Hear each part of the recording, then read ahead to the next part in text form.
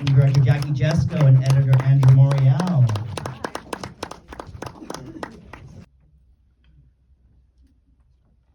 You're a director, you're a producer, but you're also a journalist. And we lost Barbara Walters end of 2022. So I'm wondering, were there any initial conversations with her when you were starting developing the project? From me? No. So this project actually started at Imagine Documentaries, which is Ron Howard's production company, and the great executive producer Betsy West, who did RBG, Julia, these amazing films, started the conversation with Sarah Bernstein of Imagine Documentaries. Right after Barbara's death, and Betsy had worked at ABC for 20-something years. By contrast, I was a peon working my way up the ladder. Couldn't have been lower on the totem pole. But they came up with the idea. They approached ABC News Studios, who had 50 years of incredible archive. Right. And, you know, that was the beginning of it. And I was very lucky to be brought on. And I was, you know, very, very excited to be brought on and gave my most professional version of pick me. But, you know, it was a really rewarding experience. And I mean, it was a Herculean task to go through all that footage and to figure out, you know, this doc could have been, you could have told an entirely different story. For sure. And still captured Barbara, you know, like her life, her career was so big, her life was so interesting, and the conclusions to draw from her life are so interesting that, you know, I could see a world in which you have a film that has almost none of the same footage. Absolutely. And it's still really good. But, you know, it was a long process, but a very fun one to go through and figure out. And actually, Andrew was responsible for a great deal of those decisions. Yeah, you're kind of pivoting me to the questions I have, which is great, but she looms so large in the cultural consciousness. Where do you start? Like, you have this amazing access from the jump, but how do you balance out what, and a lot of it is so incredible, all of it is incredible, but how do you start to distinguish, like, this is how we're gonna encapsulate her, we don't have space for X, Y, and Z, like, how do you two start to, like, sift through? Well, I think it starts with we listen to everything she said about herself, because I asked Jackie right from the beginning, we want to have her self-narrate the film. And it's always hard doing a biopic because it's always like, you know, from cradle to coffin, and it's too comprehensive, it's too big, it's too massive. But Jackie was really good at being able to pinpoint, like, here are these pivotal moments in her career, you know, like the Sadat Begin interview, and then, you know, ultimately Monica Lewinsky. So once we had a framework of, like, these are stories that we want to tell that are, like, really bookmarked as milestone moments in her career, then the rest is sort of easy. It fills in so much more easily. Right. Because there were so many interviews, and it was like, well, what are the stories that we want to lay out for and tell? And then what are the interviews that are just like color that we could just, we'll play them in montage because they're moments, but we don't really have to dig deep because there's not a whole behind the scenes storyline that goes with that particular story. Right. Yeah, I do remember watching the film as a submission, that Sean Connery interview. Yeah. Which I don't think is in the film, but it's so wild. It's just like him saying some very awful things. And about we women. had that in. I mean, interesting. We experimented with a lot more than what you see the end result, and in the end it was like, how many of those kinds of stories? It was like things cancel each other out. Yes. Yeah, we have the Shah of Iran in this cut, yes, right? And like so, like, that. we don't need Sean Connery being a sexist exactly. pig. Yeah. We have the the Shah of Iran being a sexist pig. Yeah, Right, exactly. Just sort of like, yeah. you need to make these choices eventually. Yeah, And there was even a moment where the Shah of Iran, like, hit the floor, like, temporarily, and we were like, we know we have to work him back in some way. And so that happens a lot too in the process. I have many questions, but let's open up to the audience and raise your hand right here and project if you can. Thank you. Jackie, Andrew, great job. Congratulations. I have a quick question on the editing. How long was your editing process, and what was your greatest experience editing? I think we were like 40 weeks of editing. I've worked on a bunch of Imagine docs. This is probably like my 8th or 9th film with them. And the great thing about Imagine is that they get pretty decent budgets. They're high-profile projects. They understand the need to like work the material to be able to figure out how to tell the story, especially in these unscripted things. It was fun. We had the best team. I just met Jackie only when we worked together, whenever that was, a year ago. And we just clicked right away. And I think Marcella Steingart, the producer, and Jackie and myself were just like a trio. And we spoke every morning. We met a few times a week.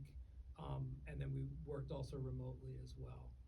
But it was an enjoyable process from beginning to end. You know, the notes are always a pain in the ass. Because now you have notes from Imagine, you have notes from ABC, and then you have, Jackie's internal notes, so it's like, there's that. Mine were the worst. Yeah, no, hers were not bad, they weren't bad. But it was enjoyable from the beginning. Thank you. Right here. First of all, it's brilliant, and I'm amazed at how comprehensive it was for the length. What were the editorial points and the things that, the clips that you were like, that didn't make it in, and the moments that you're like, when you look at it still, you're like, this is the interview clip, because the other thing is, how did you end up with that, and obviously, I understand some of it, but, I was surprised to see Andy Cohen. That must have been tough. How many other people did you interview that didn't end up in the final? There was product? only one person who hit the cutting room floor, and that was Sherry O'Terry. Wow. Who was wonderful, Yeah. but, we just didn't have room for it, frankly. She made the cut. She's in the skit, Yeah. We were pretty deliberate about who we were going to interview. And we wanted, Barbara had so many chapters of her life, right? So we had the journalism people, of course, and like people who were directly impacted by her. That was easy casting.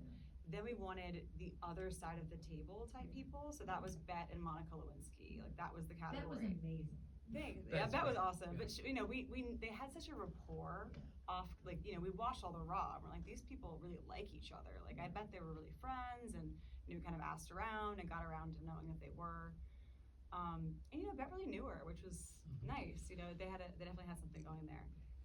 And then it was Andy Cohen because, he knows talk shows, right? Like he knows how to make a successful talk show. So that was that, and like Joy Behar as well. Like we were like, this is the View era, right? Like this is how we can talk about that. So, we were pretty deliberate with it, but we just knew what we wanted to say for the most part going into making this, which was really was about the research. We all read Audition, Barbara's autobiography, which is super interesting and juicy. If you liked this film, you're gonna love Audition. And I was reading both of them. I was reading Yes. Audition, and what was There the was other also one? a new book that came out the year after she died called Rule Breaker. Rule Breaker, and there was That was also really good and provided a lot of context for different things that happened in her life. But we kind of knew, like, all right, these were the pivot points, these were the different eras of her career, and we think if we talk to these people that we can kind of make it come to life. But I don't think there was anything that, like, in particular that we wish that we left in that had to be taken out. I have one. What do you I think can it think is? of What a do you few. think it is? I can think of a few little things, but what's the? It's Fidel Castro. Well, we began the film Yeah. with, we had a great opening just cold with the whole Fidel Castro. And it was like a much deeper dive into that interview. And like that's my favorite Barbara Walters interview, bar none. It's so cool. You mean the I- photo I- part of it? I've been saying to ABC, I'm like, you guys should release the Just entire interview. raw. Yeah. It was like 24 hours. Yeah. It was She did insane multiple sittings raw with him footage. too. Yeah, but it was over the course of like one day. Yeah. They just never stopped talking. Yeah. And it's amazing, and it's her at the height of her power, and she's basically wrapping him around her little finger.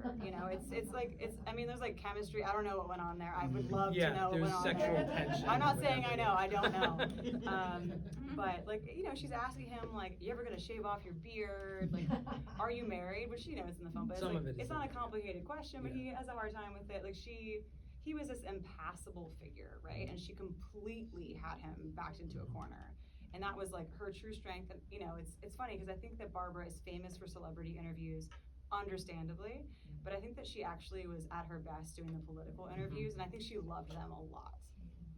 Men of power too. I think she liked kind of playing that game with them Yeah. because you didn't really know where she stood politically. Like, Right. wasn't really sure Right. which side of the aisle. But That was the but most she- surprising thing for one of the most Yeah. surprising things for me to learn about, like how like. Roy And I think she Cohn sort and- of maybe just kept that quiet because Yeah. then she can play both sides. Exactly Yeah, right. we have a true manipulator. It's that very way. savvy. Yeah. Right. Isn't it the shove around, even though he was giving her a hard time? Isn't she the one that ended up when he was over here in the hospital in New York being the only one to see him, and I believe the last one to see him before he passed away? You are correct. Yes. Right? Yes. So even though she could put on both sides like nobody's business, and that's what enabled her to do that, and like Fidel, he wanted that because nobody could he felt like a celebrity because they also saw, they were sent the tapes ahead of time of all the celebrities that she had done, and that made him feel like a celebrity in a way, so Mm. she knew exactly what she was doing. Yeah. For sure. Right there. Yeah. Was there any discussion about including coverage about her death in the movie? Or Co- anything like, A death or illness. questioned whether or not Mm. she, like, was still alive at the end? Mm. Because it just wasn't mentioned. No, it's fair. We did talk about it a lot because you know you do these things and you're like, where do you do you start at the beginning? Do you end at someone's death, or are their parameters a little bit different? And I think ultimately we were making a thesis in the third act of the film that she lived to be on television, right? That was like everything she loved. And by the time Andrew cut that, it felt like an ending, you know? And I don't want to diminish the last years of her life. Obviously, I don't know firsthand all that much about it, but they seem like very sad, isolated years, and I think we just didn't want to focus on that. Mhm. If she died while she was still working, it Yeah. would be something that you couldn't ignore. But in this case, she had this retired life, and it was sort of private and sad and. And the probably truth is, and people in this room seem very read into her career. So, but she kept coming back to TV, right? She really couldn't stay away, and I think we just wanted to cut her off at a certain point. Right there, and then, but yeah. At the end of the movie, she makes mention that she thinks maybe her legacy is what she's passed on to the other female newscasters. Do you have a take going through all the archival footage and through the process of putting this together? A take on what her legacy might be, or if there's more than one, what they might be? I mean, I think The View, that day on The View with all those women really encapsulates, literally what her impact was on television news, and she deserves all those laurels, absolutely. I do think it's interesting that she herself was like, I wasn't doing this necessarily for all women, which we shouldn't require of people, frankly. But, I appreciate her honesty. She was always pretty honest about certain aspects of herself, and that was one of them. And she was like, I wasn't, as she says, waving a flag. She wasn't trying to make a point, but she was just living it. And, but we can't argue with the results, can we? She did break every glass ceiling. And, I think there's actually true gender parity in television news, which you don't see in every industry. And I think that she's a huge part of that. Thank you for making this documentary. Was her daughter Jackie involved at all, or did she want to participate or choose not to participate in any of the interviews? Just curious. Yeah, we reached out to Jackie different ways, different times. We were told by people close to Barbara that there was no way she was going to talk to us. And that bore to be true, I don't know all the details of why or what exactly the situation was there. But I was really glad that we were able to represent her in the way that we were with some of the footage from Cynthia McFadden's interview with her. And just sort of, it was nice to find that footage and be like, oh my gosh, that's Jackie, and kind of hear her out and understand kind of what her issues were. But she's a private person and she deserves to have that. And, she was aware the film was being made and allowed others to speak to us, but I think she just didn't want to get involved. Time for one more question. Come on, don't be shy. true that Barbara owns all her footage, that you guys had to license that stuff? That was true when she was alive. Oh. She willed all of that footage from Barwall Yeah. to ABC News when she died. Oh, So, because we partner with ABC News, Yeah. they owned it, but nobody had been able to look through it. oh. And so that was our big, task. Sorry, I have one last one. Yeah, yeah. I'm just curious, she was known to be just incredible in the edit room.